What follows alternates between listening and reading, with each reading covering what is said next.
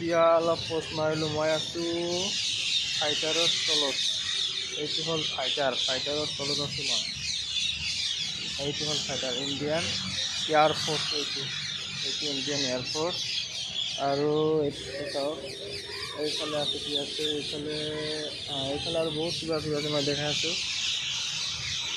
হ'ল Indian air force.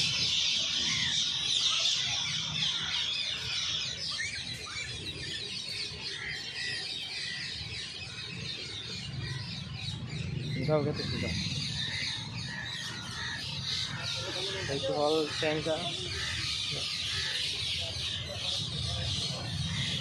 এইটো হ'ল টেংকাৰ। এইটো টেংকাৰ।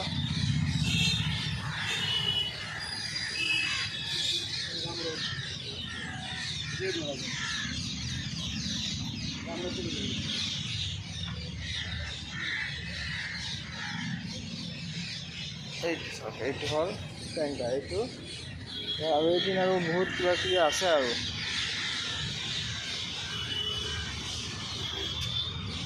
মই এতিয়া তলত গৈ আছোঁ। তলৰ পৰা দেখাই আছোঁ কিবা কিবি আছে আৰু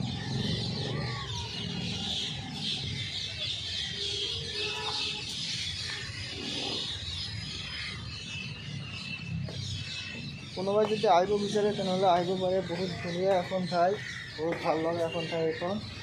আহিব পাৰে, আহি নিজৰ সময়টো স্পেণ্ড কৰিব পাৰে। বহুত ভাল লাগিব ইয়াত আহিলে।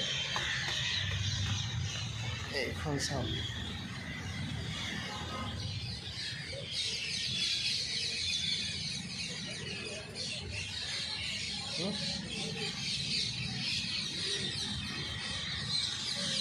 এইজন এজন আমাৰ অসমৰ গৌৰৱ। এইজন এজন আৰু ইয়াতে আছে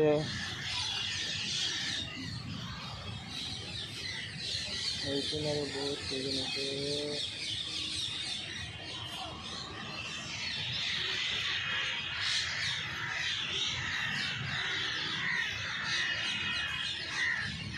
ইয়াতে মানে আবেলি আহিলে বহুত ভাল লাগে। অকলে বহুত ভাল লাগে।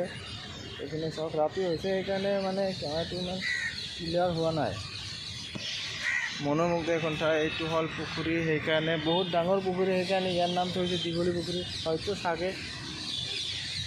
এইখিনি চাওক। আজিৰ কাৰণে এইকাৰণে ধন্যবাদ।